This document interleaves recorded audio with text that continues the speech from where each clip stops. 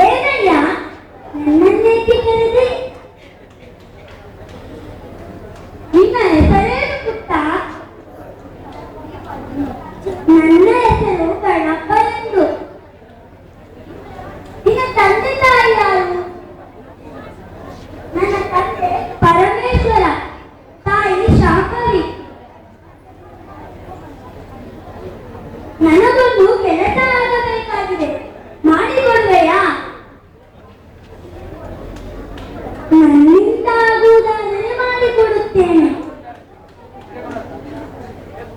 ನೋಡು ಗಣಪ, ನಾನು ಸಂಧ್ಯಾ ವಂದನೆ ಮಾಡಬೇಕಾಗಿದೆ.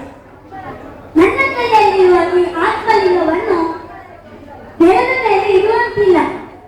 ನನ್ನ ಸಂಧ್ಯಾ ವಂದನೆ ಮುಗಿಯುವವರೆಗೂ ನೀನು ಇದನ್ನು ಹಿಡಿದುಕೊಂಡಿರುವೆಯಾ? ಆಗಲಿ, ಇಟ್ಟುಕೊಡಿ.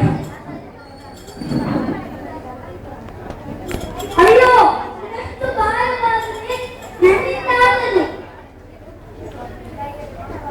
ಹೆದರಬೇಡ, ನನ್ನ ಜಪ ಮುಗಿಯುವವರೆಗೂ ಹಿಡಿದಿರು. ನಾರಾಯಣ ನಾರಾಯಣ.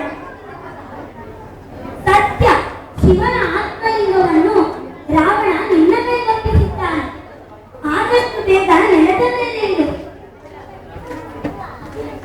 ಅದು ಹೇಗೆ ಸಾಧ್ಯ ನಾರದರೆ? ಇದನ್ನು ಹಿಡಿದಿರುತ್ತೇನೆಂದು ಮಾತು ಕೊಟ್ಟಿರುವೆ. ವಚನ ಭಂಗ ಮಾಡಬೇಡ, ವಚನ ಭಂಗ ಮಾಡಬೇಡ. ಆದರೆ ನೀವು ಹೇಳಿದಂತೆ ಆತನನ್ನು 3 ಬಾರಿ ಕರೆದು ಬಿಡು. ಆಗಲಿ, ನೀವು ಹೇಳಿದಂತೆಯೇ ಮಾಡುತ್ತೇನೆ. ರಾವಣ, ಅರ್ಥ ಕೊಡುತ್ತಿದ್ದೇನೆ. ಅಂಬಾಧನಯ್ಯ, ಇನ್ನೊಮ್ಮೆ ತೂಗಿಬಿಡು. ರಾವಣ, ಭಾರ ತಡೆಯಲಾರೆ, ಬೇಗ ಬಾ. ಸಂಧ್ಯಾವಂದನೆ ಮುಗಿಯುತ್ತಾರಂತು, ಬಂದೆ. ಗಣೇಶ, ಇದು ಅಂತಿಮ ಕ್ಷಣ. ನಮ್ಮನ್ನು ಹಾಡಿನಲ್ಲಾದರೂ ಹಾಕು, ನೀರಿನಲ್ಲಾದರೂ ಹಾಕು, ನಿನ್ನಿಷ್ಟ. ನಾನಿನ್ನು ಬರುತ್ತೇನೆ. ನಾರಾಯಣ ನಾರಾಯಣ. ಒಳ್ಳೆಯ ನಾರದನು. ಪಾಪ, ಅವರಿಗೂ ಭಯ. ಈ ರಾವಣನ ಅರಮನೆ ಕಾಯುವುದು ಯಾರಿಗಾದರೂ ಕಷ್ಟವೇ? ಅನುಷ್ಠಾನ ಮುಗಿಯುವಂತಿದೆ. ರಾವಣ, ಭಾರ ತಡೆಯಲಾರೆ, ನೀನು ಬರೆದಿಲ್ಲ. ಇದು ಲಿಂಗವನ್ನು ಇಡುತ್ತಿದ್ದೇನೆ, ಇಟ್ಟೇ ಬಿಟ್ಟೆ. ಬಂದೆ ಗಣಪ, ಇಡಬೇಡ ಇಡಬೇಡ. ಅಯ್ಯೋ, ಎಂತ ಅಚಾತುರ್ಯ ಮಾಡಿದೆ. ಘೋರ ತಪಸ್ಸನ್ನಾಚರಿಸಿ ಸಾಧಿಸಿದ ನನ್ನ ಎಲ್ಲ ಶ್ರಮ ವ್ಯರ್ಥವಾಯಿತು.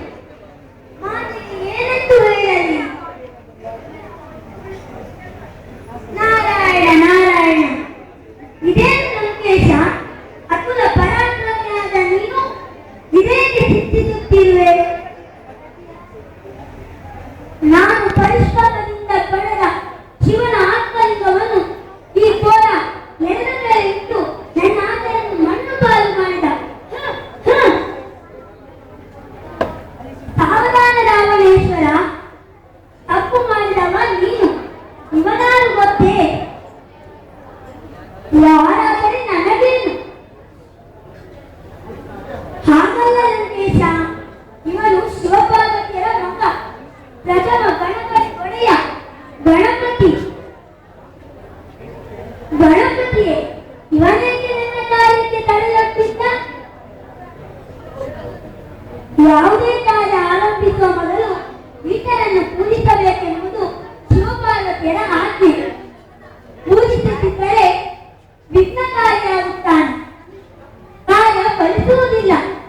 ನೀನು ತಪಸ್ಸನ್ನು ಆಚರಿಸುವ ಮೊದಲು ಈತನನ್ನು ಪೂಜಿಸಲಿಲ್ಲ, ಅದಕ್ಕೆ ಹೀಗಾಯಿತು. ಹೌದೇ? ಅಯ್ಯ ಗಣೇಶ, ನನ್ನನ್ನು ಕ್ಷಮಿಸು. ಶುಭ